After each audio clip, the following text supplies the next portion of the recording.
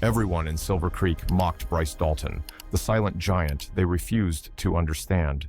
Even the sheriff humiliated him in public, feeding the town scorn. But one woman saw his heart, and everything changed. You won't believe how justice turned the tables in the most powerful way. Every morning in the quiet town of Silver Creek began the same way. The sun would rise over the wheat fields, a soft orange glow casting long shadows between the wooden storefronts. But it wasn't the light that caught people's eyes. It was the figure that came striding down Main Street. Tall as a pine, with shoulders broad enough to block the wind, he moved slowly, boots heavy on the dirt road, a wide-brimmed hat pulled low. Mothers instinctively drew their children closer as he passed. Boys peeked from behind fence posts, daring each other to whisper his name. Women leaned toward one another near the dry goods store, speaking in hushed tones, and the men, ranchers, clerks, laborers, smirked behind raised coffee mugs, making quiet remarks they'd never say to his face. Bryce Dalton was a living question mark in a town that didn't like mysteries. He stood 6'9", had arms like railroad beams, and bore a jagged scar that ran from his left cheekbone down toward his jaw. A faint silver line, like lightning, trapped under skin. His eyes were a bleached-out blue, distant and quiet, always watching, but never inviting. He walked like someone used to open spaces in silence. He didn't wave, he didn't stop to talk, and he never, ever smiled. No one could remember exactly when he'd arrived. Some said he'd always been there, hidden beyond the river in the hills, on a stretch of land too wild for fences. They called it the Dalton Ranch, though no one had seen a single cow grazing there in years.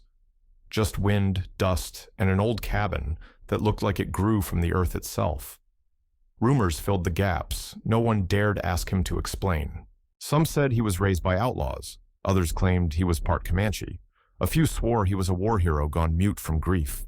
But there was one tale, almost forgotten now, whispered mostly by old man Clayton when he had too much cider, that 5 years ago, during the wildfire that nearly swallowed the North Ridge, 3 children had wandered too far and didn't come back.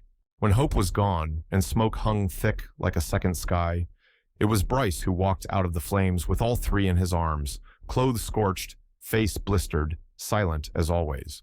By the time the story spread, he was already back on his land, and the town, true to its habit, chose not to remember for long. They preferred the mystery. They preferred their fear. "You seen how he stares?" hissed Mrs. Henley from behind the bakery counter one morning, wiping flour from her apron. "Like he's watching ghosts only he can see. Gives me the chills." She wasn't alone in thinking it. Bryce had become a fixture of the town, like the crooked oak behind the church. Always there, always out of place. He never came to church, but he'd built its steeple with his own hands when lightning took the last one. He didn't drink at the saloon, but he'd once carried a broken-legged horse 3 miles to the vet. Still, kindness from Bryce came in silence, and in Silver Creek, silence was often mistaken for menace. At barn dances, he'd stand near the far wall, arms crossed, eyes lowered, never dancing, never asking. Girls would glance his way and giggle, then turn quickly, whispering behind fans and curls. More than once, a brave soul approached, only to retreat moments later, awkward and flustered, mumbling something about him being too much, too tall, too rough, too strange, too alone. That's why, when the new schoolteacher stepped into town, a tiny woman with chestnut curls, sun-warmed skin, and a voice that carried laughter like wind through cotton, it changed something. Her name was June Mason, fresh from Denver with a suitcase full of books and a heart that hadn't been bent by the weight of small-town gossip. She was quick to smile, quicker to speak, and completely unaware of the invisible line that surrounded Bryce Dalton like a fence of suspicion and old fears. The first time she saw him, he was fixing a fence post outside the feed store, sleeves rolled up, hands rough from years of honest work. She paused, watching him with a kind of calm curiosity. Where others saw a shadow, she saw a man. Tired, maybe, but steady. He looked up, caught her gaze for a heartbeat, then dipped his head like he always did. And then she did something no one in Silver Creek had ever done. She smiled and waved. Bryce froze. Not the flinching kind of freeze, but the startled stillness of someone who hadn't been acknowledged in a very long time. His hand twitched, half lifted in return, unsure. June just kept walking, humming softly, as though nothing strange had happened. But for Bryce Dalton, something had. Bryce didn't wave back. He froze where he stood, as if someone had shouted his name from a dream. His hand hovered in the air for a moment, uncertain, clumsy, then dropped again, like he no longer trusted it to do what it was meant to. But June didn't seem offended. In fact, she smiled even brighter, as if his hesitation wasn't strange but endearing, like a child learning a new word. And then she kept walking, humming softly, her basket swinging gently at her side. Bryce watched her go until the curve of the road swallowed her silhouette. Then he turned back to the fence he wasn't really fixing. The next day, she returned. This time, she wasn't passing by. She was walking straight up the dusty path to his cabin, holding something wrapped in a cloth and still warm from the oven. She wore boots too clean for ranch roads and a dress with buttons shaped like daisies. Bryce had been tending to his horses, but when he heard the knock, 3 firm raps on the old pine door, he stopped in place, wiped his hands on his jeans, and opened it slowly. June didn't wait for an invitation. "I baked too much," she said, lifting the bundle like an offering. "Well, not really. I baked just enough, but I brought the extra to you." Then, before he could respond, she added with a shrug, "I also heard you're the best with fences around here. Mine's falling over like it gave up trying to stand. Think you might help me?" She looked him straight in the eyes when she said it. No fear, no judgment. Just a quiet ask. He blinked, glanced down at the pie, then to the tools leaning against the porch rail. Without a word, he stepped off the stoop, grabbed his hammer, and nodded once. They walked side by side down the path, not speaking. She let the silence settle, not filling it with chatter or awkward apologies. At her property, he went straight to the sagging section of fence and got to work. Nails, wood, hammer. Bryce moved with purpose, like someone who didn't speak much because his hands knew how to do the talking. June sat on the porch steps, talking gently while he worked. She told him about her students, how little Ellie Collins refused to read anything that wasn't about horses, how Carter Tate tried to spell everything phonetically and came up with words like scratchin' and flot. She spoke of Denver traffic, her grandmother's recipes, and the time she got lost hiking on a school field trip and had to follow the river for 3 miles before finding the road. At that, Bryce paused mid-swing. He looked at her, then down at the ground, then back up. "You gotta watch the northern sun," he said quietly. His voice was low, hoarse, like an old door opening for the first time in years. "Always leads you home." June stopped talking. Something about the way he said it, a simple truth, delivered like a memory, made her chest tighten. For the first time, she saw not a towering figure with a guarded face, but a man who had spent more hours alone than any soul ever should. He worked until the fence stood straight and true.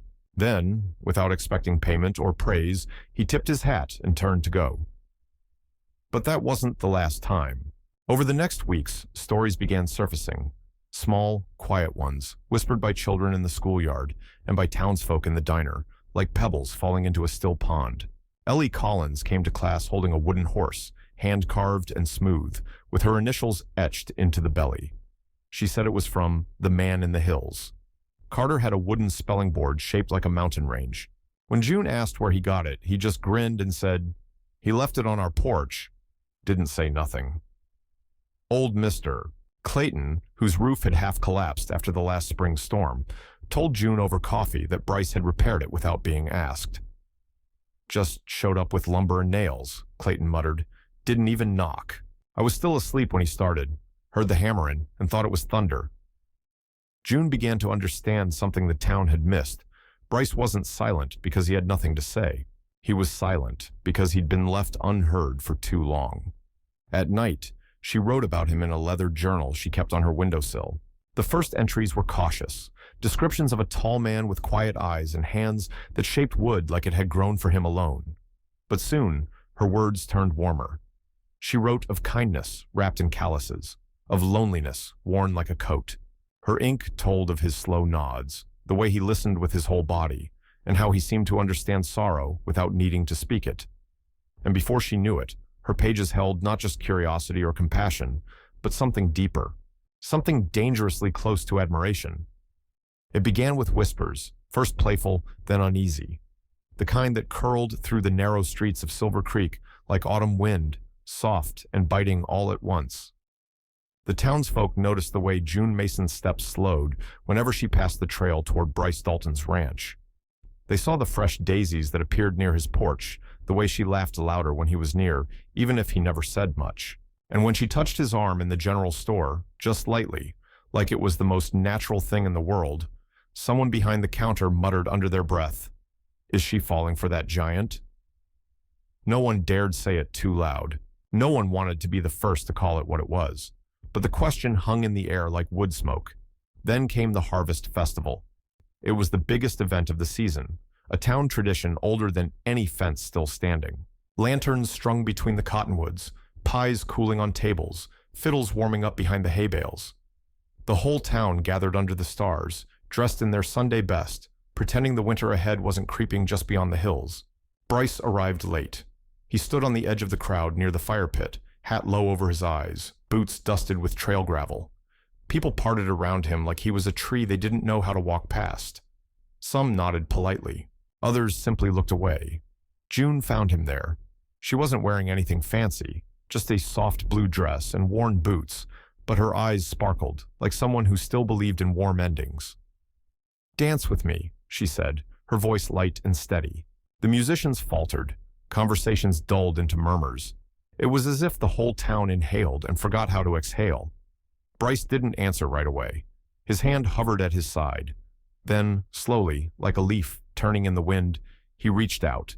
His fingers brushed hers, calloused, unsure, and the moment snapped into motion. The fiddle picked back up, a slow waltz, and she led him to the dirt-packed dance floor beneath the lanterns. She stood on the tips of her boots, then with a grin, stepped right onto his feet. He looked down, startled. She just smiled wider. "This way, we're the same height," she whispered. Bryce didn't speak. He was too afraid to move, afraid to ruin the moment. But she leaned into him, and together they swayed. Her laughter rang out like wind chimes in the breeze, bright and free, and for the first time, he let himself close his eyes.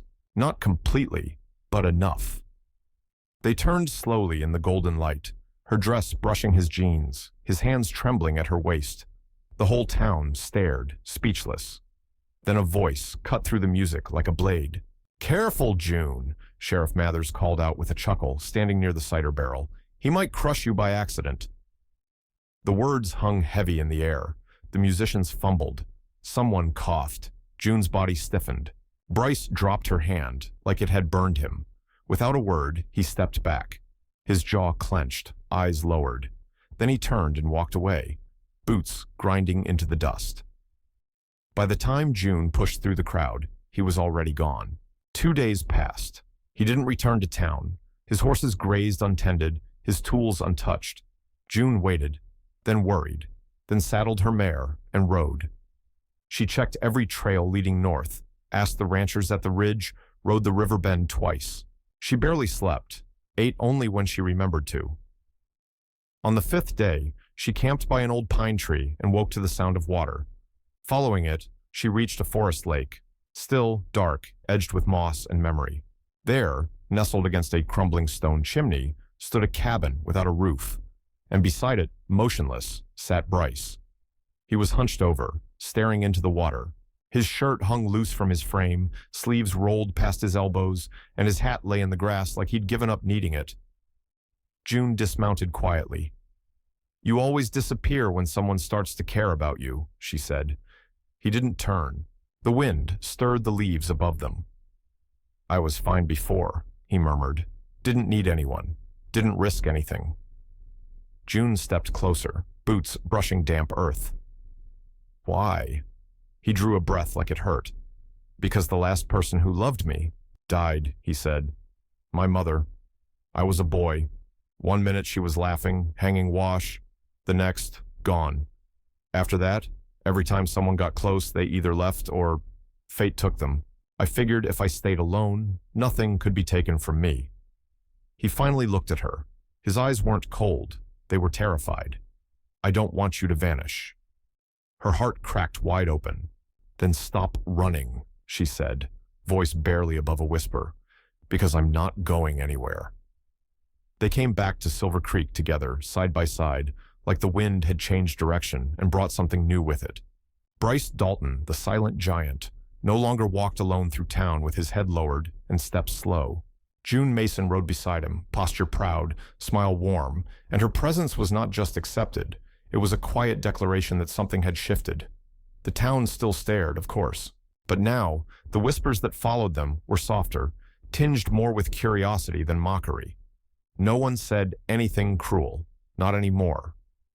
There were nods now, brief, awkward gestures from men who once looked through him.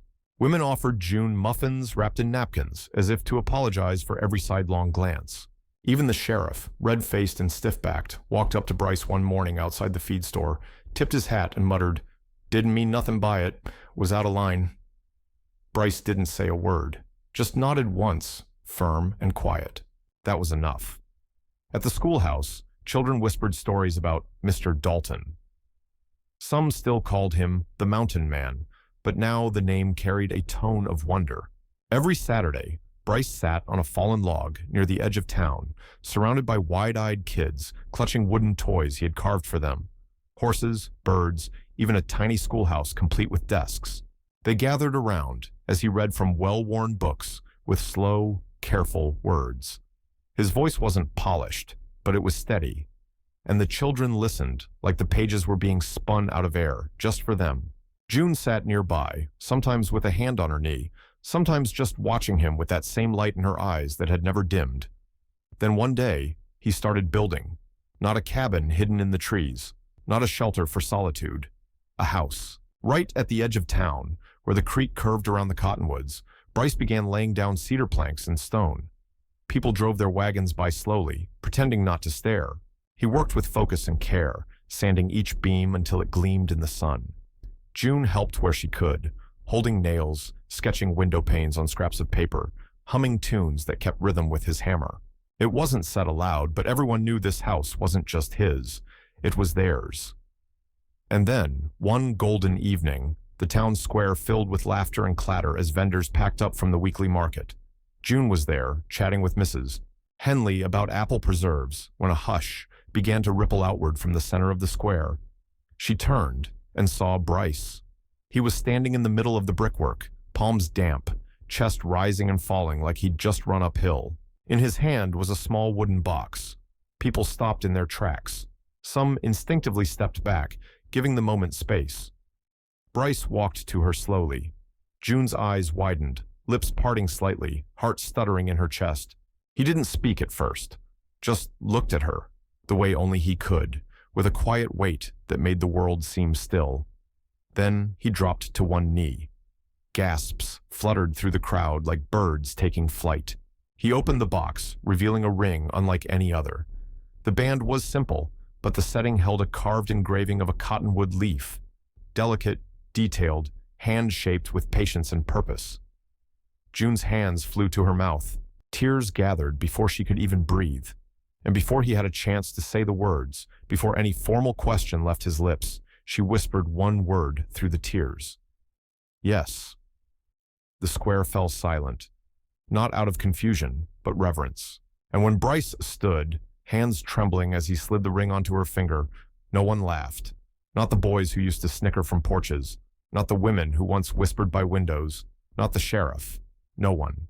Because in that moment, the man they once feared, the man they misunderstood and kept at a distance, stood taller than any mountain, not because of his size, but because of his heart. And everyone saw it, clearly, finally. The wedding in Silver Creek was like nothing the town had ever seen. The old barn shimmered with lantern light and laughter, wildflowers lined the walls, and neighbors came not out of duty, but joy. When June walked down the aisle, barefoot in a simple cream dress, every heart turned soft. Bryce stood waiting, nervous, steady, trembling like a leaf in wind.